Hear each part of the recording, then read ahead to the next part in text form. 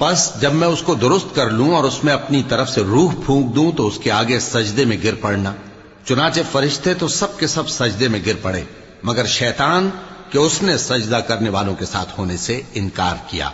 فرمایا اے ابلیس تجھے کیا ہوا کہ تو سجدہ کرنے والوں میں شامل نہ ہوا؟ اس نے کہا میں ایسا نہیں ہوں کہ انسان کو جس کو تو نے کھنکھناتے سڑے ہوئے گارے سے بنایا ہے سجدہ کروں۔ فرمایا یہاں سے نکل جا کہ اب تو مردود ہے اور تجھ پر قیامت کے دن تک لعنت برسے گی۔ اس نے کہا کہ پروردگار مجھے اس دن تک مہلت دے جب لوگ مرنے کے بعد زندہ کیے جائیں گے۔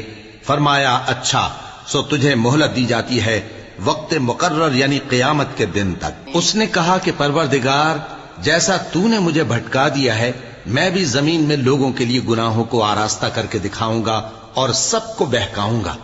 ہاں ان میں جو تیرے خاص بندے ہیں